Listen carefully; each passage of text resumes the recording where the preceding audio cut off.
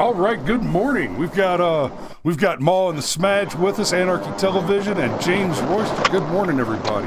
How you doing today, Cameroon? I'm good.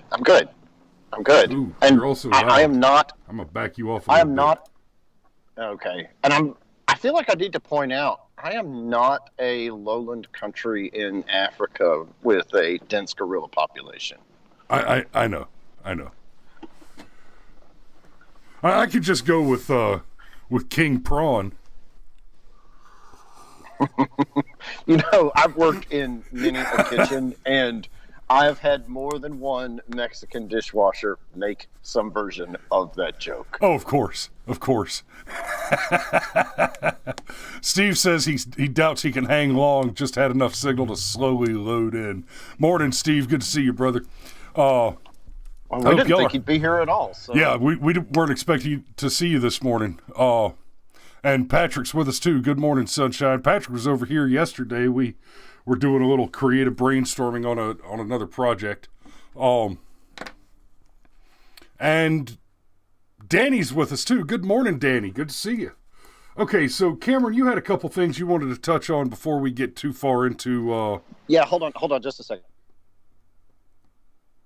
Really? I know what's happening, and it's okay. It's obnoxious, but it's okay. It's a timing thing. He got caught at a train track for a minute, so Cameron's morning is running ever so slightly behind. But thank God that train's rolling. Am I right? Of course I am. Yeah, no. That's what I do. Trains are on time. Well, I don't know nothing about that, but they're running. Yeah, that's dark humor is like food. Yeah, so... Yes, dark humor is like food. I get it when I want it. What the hell is that? That is interesting. That's what it is. That's... Oh, dear. Apparently there's a meeting at work this morning. That's rather frustrating. I had no idea. You need to go? Yep, sorry. Later. Have fun. Okay, well, that changes the math ever so slightly. To hell with whatever it was that Cameron wanted to talk about. We'll just jump straight on into the Firearms Friday show. So, here's the first article. Authorities. Homeowner shoots man trying to enter his home in Ohio. No, Ohio, Colorado. Ohio County, Kentucky. Wow. Okay, I'm back. A man was taken to the hospital after being shot early Saturday morning in Ohio County. Authorities say they responded to the 3200 block of Livermore Road in Hartford for an unknown person attempting to unlawfully enter a residence just after 4 a.m. Good Lord, I am flubbering all over the place, aren't I? According to authorities, Joe Snooks of Paducah was trying to get inside the residence when the homeowner fired one round from his handgun and shot Snooks in the right knee to protect himself and his family. We're going to call that a BRM. And there's not much more to this story. Looks like Snooks appeared to be under the influence of an intoxicating substance. And, okay, so real quick, the drugs thing there does remind me. The other thing Cameron wanted to talk about this morning, we wanted to start talking about the George Floyd case a little bit. I'm not going to go into it deeply here. That may be what we talk about Monday or Tuesday. I expect there to be some more interesting developments today. But it looks like the two people that were in the car with Floyd when they attempted to arrest him. One was this chick that's with him. It's unclear, I think, as to whether she's Floyd's girlfriend or whatever. But the other one has now decided to recant and not testify for the state, has decided to invoke his fifth, and the girlfriend has testified under oath and in an affidavit, And I say those two things separately. An affidavit is under oath, but she has also taken the witness stand and testified under oath, in addition to having signed an affidavit that basically points the other guy out as Floyd's drug dealer. And she has also said that they were trying to buy fentanyl, opioids, and the drugs that they bought from this guy made her feel differently than the opioids she's accustomed to. So that's going to have an impact on the prosecution's case. Because a big part of the prosecution's claim is that Chauvin must be responsible for the death of Floyd because since Floyd was a habitual addict of opioids, that he must have built up a tolerance, and so it's not possible for him to have overdosed, and therefore the drugs cannot have been what killed Floyd, and ergo, Chauvin must be the cause.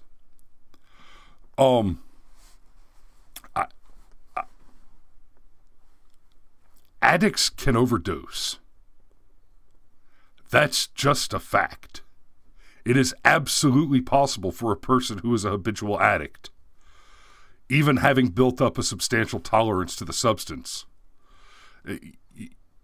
to take too much of the substance, right? You cannot operate under the assumption that the necessary quantity of substance required to cause overdose does not exist or could not have been imbibed, especially when we have a toxicology report to that effect, right? 11 parts per million is nearly double the covalent lethal dose. So that Floyd overdosed is 100% a possibility. That's not a guarantee. I don't know for certain. But to say that it's not a possibility is factually incorrect. So, moving on. Let's get back to the stuff that we like. Bad guys getting greased. Okay, so we're done with that one. Moving on. Police. Man with CCW permit fatally shoots 19-year-old man after being punched near Arena District. Police were called to the scene of the shooting near Vine Street and Kilbourne Street Saturday morning. Looks like this one's Columbus, Ohio. Okay, now we've got an Ohio. An actual Ohio.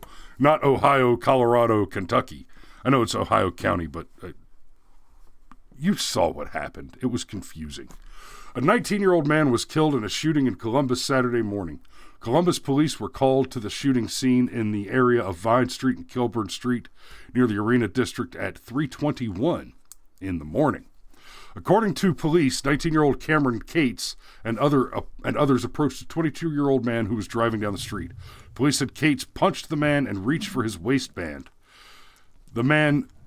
Police said the man, who has a concealed carry license, took out his gun and shot Cates. I'm okay with that.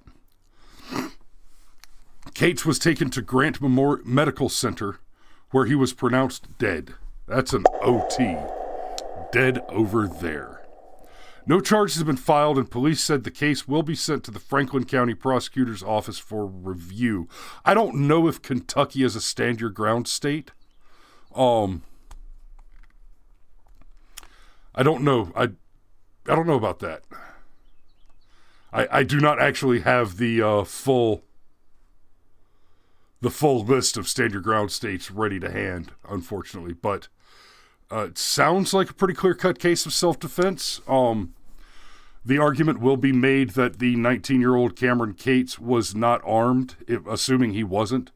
But according to this report, it looks like Cates was accompanied by other people, and please believe, if I'm outnumbered and that stuff looks like it's about to go sideways, then yes, my little friends are going to be the thing that equalizes that disparity. That's what they're for. So, I was not well prepared to do a show without Cameron this morning, so this show really benefits from our banter, and our discussing the case. But we'll plug ahead, and I'll see if I can make you laugh a little. Clay's Mill father shot. killed after 12-year-old son mistakes him for intruder. Oh, man, you know what? Like I said, I try not to read these. I try not to read ahead. But that headline, honestly... Okay. I'm going to call this one a BRM.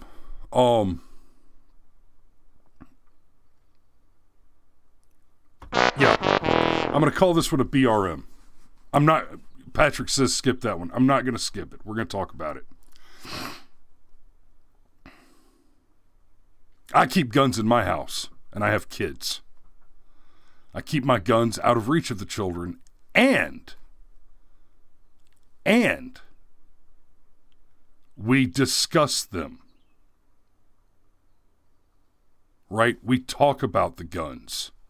It's not just the scary forbidden thing that, ooh, I'm getting away with something if I play with daddy's gun. No. That is not how we handle that in this house. We discuss the weapons.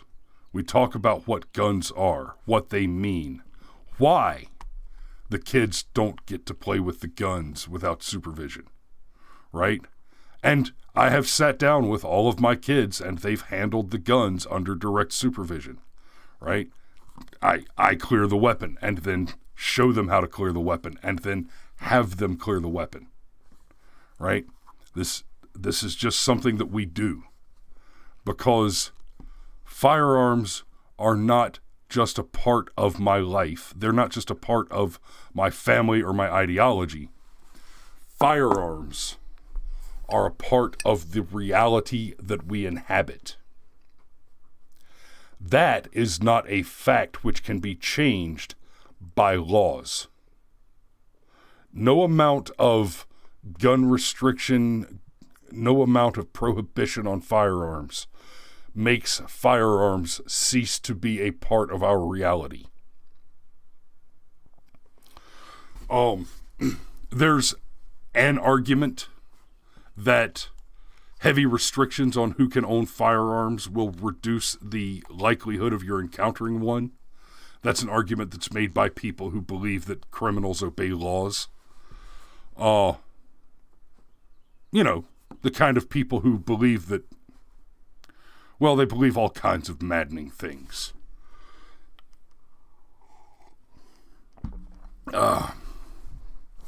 So that's a hard one. It's not tricky. It's not complicated. It's hard to talk about it. Steve says that's a BRM. The kid wasn't drilled on PID. That's correct. Positive ID.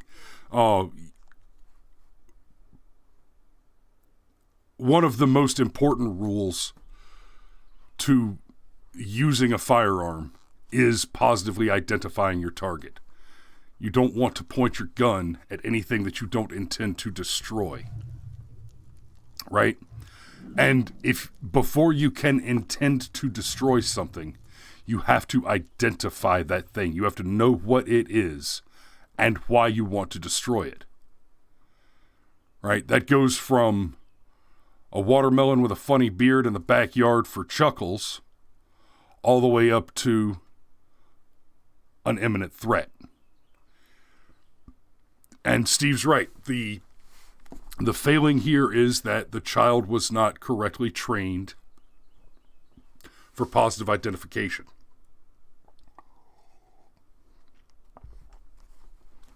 So, I'm not even going to read the rest of the story. That it happened is a tragedy. It breaks my heart.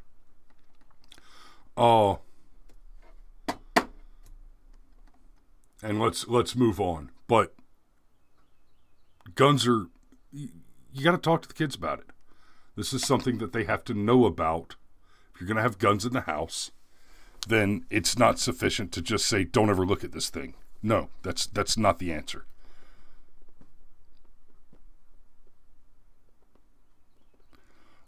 Yeah, Steve says I was treating that clinically. It's a horrible thing. Absolutely.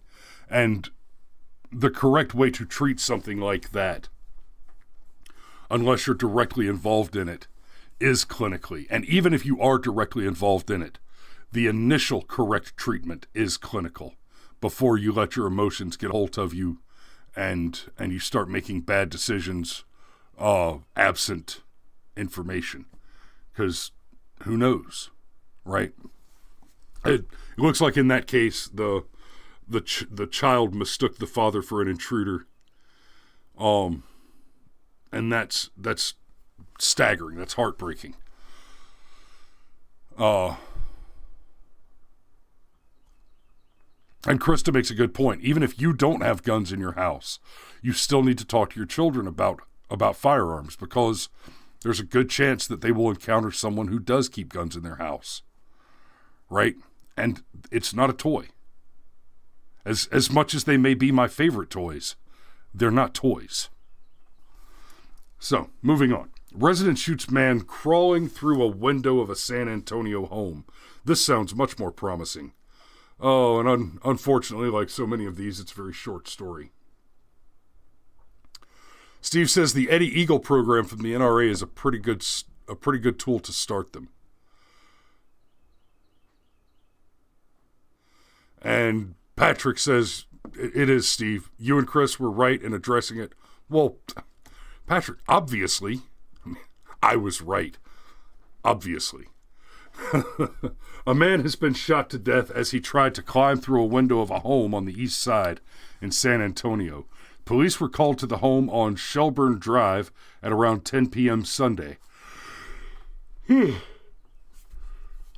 Oh, excuse me. The man was shot several times as he tried to get in through a window in the back of the home. He was pronounced dead at the scene. Whether or not the deceased and the shooter knew each other hasn't been determined. But that is a DRT. The shooter was brought in for questioning and is said to be fully cooperating with the police. No charges have been filed. And I mean, unless he left a plate of donuts out to try and trap the guy, no charges should be filed. It's not okay to bait him. Police, woman shoots man in neck during domestic situation on northeast side. Indianapolis. Ooh. A man was taken to an area hospital after being shot in the neck during a domestic situation Monday afternoon, police say. According to Indianapolis Metropolitan Police, officers were dispatched to an apartment at 7600 Kingsport Road. Police said a woman shot a man in the neck during a domestic situation in which the man was being aggressive with the woman. IMPD told crews at the scene that the shooting appeared to be a case of self-defense. The shooting remains under investigation. We're going to have to give that one a BRM because she didn't hit the target correctly. But frankly, from the information here, there's not a lot of opinion to be formed. I mean, the police say that it appears to be a case of self-defense, but it says that there was a domestic situation. That's super vague. It doesn't say anything about, I mean, apart from the quote, being aggressive with the woman statement, there's nothing here that suggests that he was attempting to rob or mug or rape or trespass even. So, I mean, from what we have here, this could just be, you know, she asked him to take out the trash and he said no, and then they started screaming at each other until one of them pulled a trigger. So, I mean, that gets a BRM because obviously she needs some marksmanship. She didn't hit her target correctly. And also part of BRM, like we were just saying a minute ago, is PID. And if it's the case that this was really just a domestic argument that didn't involve those external factors like, you know, him being actually abusive, then to say that it was justified is a stretch. I mean, I'm going to assume that since the police are making the statement, the case appears to be self-defense, that they have information which is not reported here. You're hiding that's an ad. Off-duty Chicago police officer shoots man breaking into his home in Albany Park. The man was rushed to Illinois Masonic Medical Center in serious condition. An off-duty Chicago cop shot someone breaking into their home in Portage Park in the second police shooting early Wednesday on the southwest side. In the second police shooting early Wednesday on the southwest side. We're going to have to take that for the second police shooting on Wednesday, because this is Chicago, and I guarantee you there have been more shootings than that. Kind of like how that narrative was spinning about a week ago. This is the 7th mass shooting in 7 days. There have already been over 600 people murdered in Chicago alone, and most of them were multiple homicide, gang-related activity. The seventh mass shooting in 7 days? No. It's just the 7th one you want to talk about. There is a mass shootings problem in this country. It's called gangs.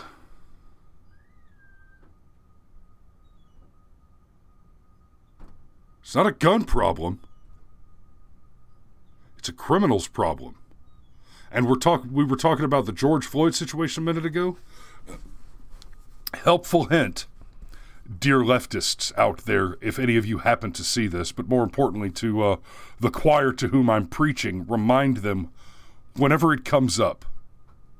They'll mention George Floyd, Jacob Blake, Ahmaud Arbery, right? And any of those. Remind them. All your martyrs are monsters. Floyd was a drug addict, repeat violent criminal offender.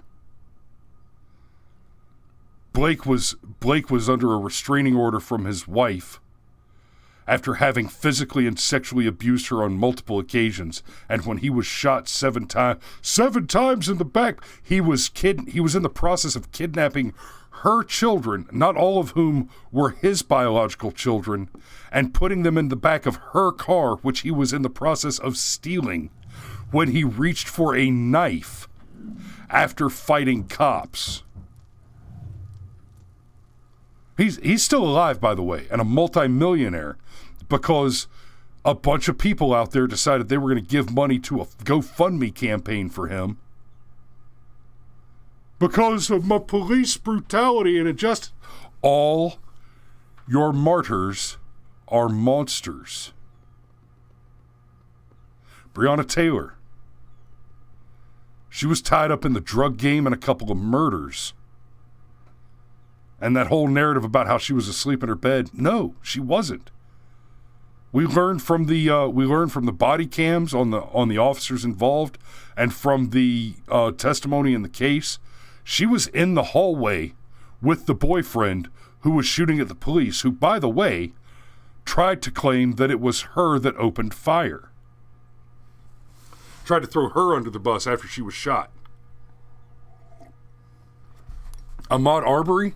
I'm not saying any of these people deserve to die, but it's not like they were innocent victims that were hunted down and killed by evil racist cops. Because that's the narrative. And it's false. The idea that there may be some cops who are racists. There may be occasionally criminals who are killed by cops who didn't deserve to die. But one should be suspicious when every single case that is brought up to support the narrative that evil racist cops are hunting black people for no reason, every single case that comes up is the story of a violent criminal who got on the wrong side of the law. Don't get me wrong. After the riots last year, and the way we saw the police just stand aside and let it happen, I've lost a lot of faith in the system generally. But the idea that they're just hunting down black people for sport is a damn lie. And Krista says other people don't deserve to die or have their livelihoods stolen over them either.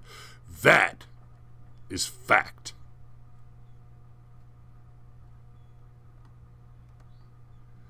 Anarchy mentions Lavoy Finicum. I'm pretty keyed in, and I don't know that name. I'm not gonna talk about that right now because I'm gonna have to go look him up. Okay, so Lavoy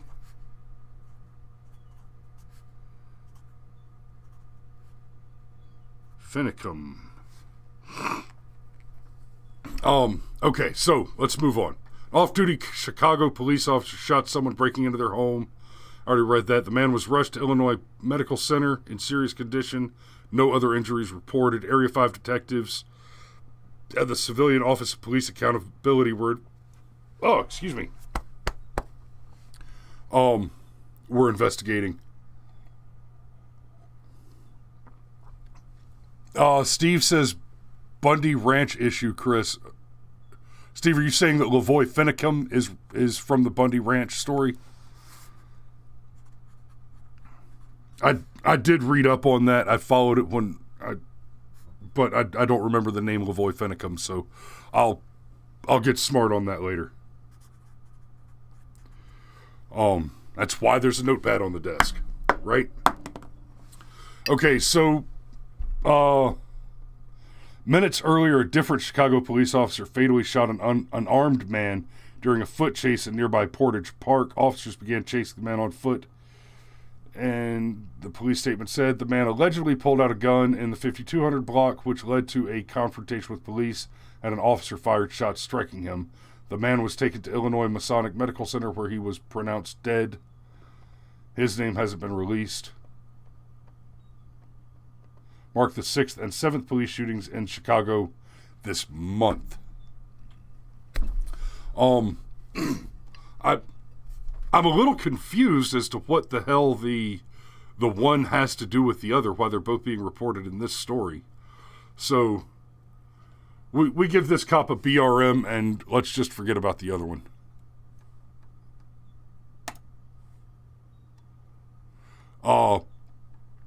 Victim in attempted carjacking shoots 14-year-old suspect. Philly police say. Yeah, I've been coming across a lot more stories lately of minors getting involved in this kind of crime. Hey, Uncle Steve, good morning. Especially the carjackings. We had a story last week or the week before where it was like 3 or 4 underage, 3 or 4 minors that got wrapped up in. They tried to rob somebody and stole a bunch of money. It sounded like a drug deal situation. And then the one guy that they tried to rob shot one of them and took the other one hostage, trying to get his money back. This is heartbreaking.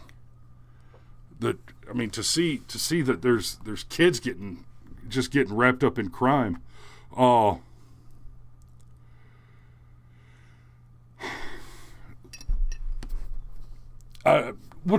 We'll talk about this more the next time Cameron's on, and we can talk about it. But Patrick's in the comments, and he was there with us as one of my assistant cameras.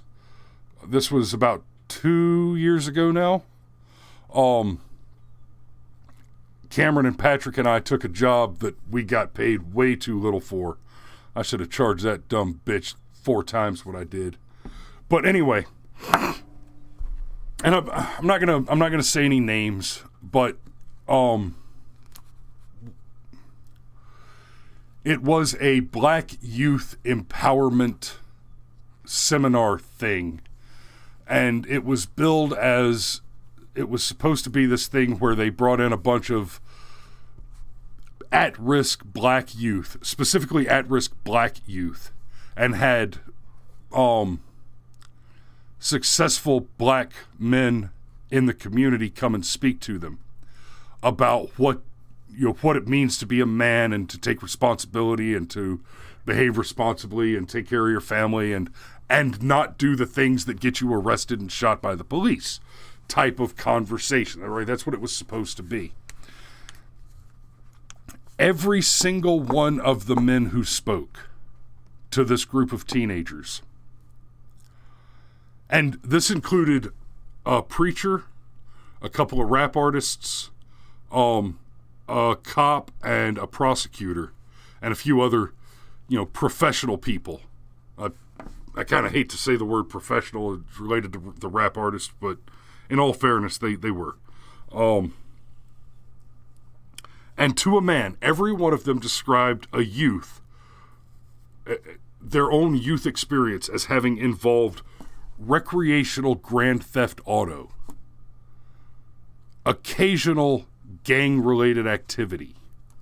A few spoke explicitly about murders that they had been involved in, and about committing muggings, violent assaults, and armed robbery in their youth.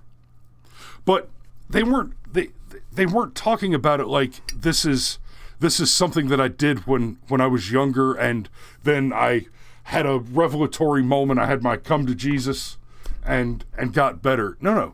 They talked about it. The way they talked about it was recreational felonious activity is just something that boys do, and you'll know you're a man when you're ready to put that behind you. It's okay. It's okay right now while you're teenagers. We understand that boys will do what boys do, and a little recreational felony is just normal teenager activity. And I'm hearing this, and it's not one guy who's off his nut. It's every single speaker there is talking about real crimes, stealing cars, dealing drugs, committing assaults, and murders as just, this is the normal thing that teenage boys do. That all teenage boys do this, and it's normal. And when you know you're a man when you're ready to stop doing recreational felonies. That's news to me.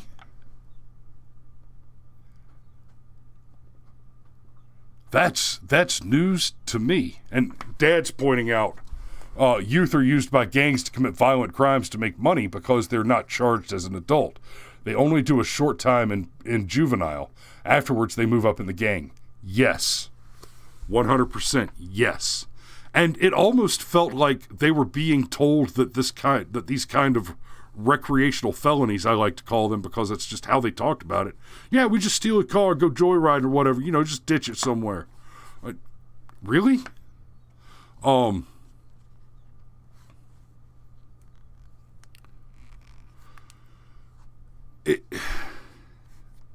after last year, there was a clear thread of narrative through everything that happened last year with Arbery, with Blake, with Floyd, with all of these. One of the objectives of the left at this point, one of the primary objectives is the abolition of the police. In the interim, they seek the abolition of law. Right? In the interim of that, they seek the abolition of the police. And until they can achieve that, they've made it very clear that they will use whatever tactics available up to and including burning down your cities to guarantee that no one who is not a straight white male ever has to answer for crimes. That's the plan. That's the objective. That's what they seek. Right? In the case of Ahmaud Arbery, what we saw was not necessarily a clear-cut case of self-defense. It looks to me like an ill-advised citizen's arrest gone wrong. I think there is a good case to be made that once Arbery put his hand, because Arbery grabbed the shotgun, and that's when the shotgun was fired. So I think there is a good case to be made for self-defense there. But in that case, the prosecutor looked at it and said, this is a clear-cut case of self-defense. We're not going to prosecute it. And there was a lot of hay made when he recused himself because he knew somebody involved in the situation. But the thing that they don't tell you is there were 5 or 6 different prosecutors who were harassed by the lynch mob that came for the McMichaels. There were 5 or 6 different prosecutors who were harassed until they recused themselves, until they got that case into a court in front of a prosecutor, a black woman who decided against the evidence and the judgment of the preceding several prosecutors. You know what? Yeah, I'll prosecute this case. And that's reminiscent of the Zimmerman case. The Zimmerman case was a clear-cut case of self-defense. I think Zimmerman's an asshole. I think there's a good chance that Zimmerman was wrong in a lot of ways, but the fact of the matter is that when Zimmerman fired the weapon, what the evidence tells us is that when Zimmerman fired his weapon, Trayvon Martin was on top of him and beating him relentlessly, causing severe head trauma and injuries, and Zimmerman acted in self-defense. The police saw that, said that. That was their conclusion. The prosecutor said, the police didn't even arrest him. And then the prosecutor was asked to bring charges against Zimmerman and refused, saying that because as a prosecutor, you're not supposed to bring charges against someone unless you have a reasonable expectation of securing a conviction. And the prosecutor said there is no reasonable expectation of securing a conviction for murder in this case. This is clearly self-defense. And so that prosecutor was removed, was fired, and replaced with one that said, yeah, I'll try the case even if there's no chance of a conviction. I'll make a national story out of this. I'll support the narrative. I'll sacrifice my professional integrity in exchange for a powerful and lucrative promotion. All that together, the sudden spike, the sudden rise in youth crimes is a result of that.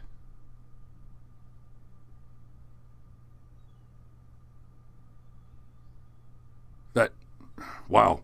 I'm sorry, guys. I don't mean for these Friday episodes to have been getting preachy the way they have lately. I'm gonna go ahead and back off of this one and call it a day before I get too far up on the high horse. We're a half hour in anyway, or 40 minutes in anyway. So, not a bad day. We got, we've got 5 stories, 1 good DRT. I'll take it. So, it is Friday. Safety brief. This is Easter weekend. So, watch out for all those rabid bunnies. And, it's a little cheesy, but seriously, don't get bunny rabbits as Easter presents if you're not ready to raise the rabbit, or at least prepared to make a decent stew, right? Don't fry bacon naked. Don't drive drunk. Sex, drugs, rock and roll, firearms, and farm animals, and videotape. No 2 at the same time. Y'all be safe out there. We love you. Happy Easter, and we'll see you Monday morning. Take care.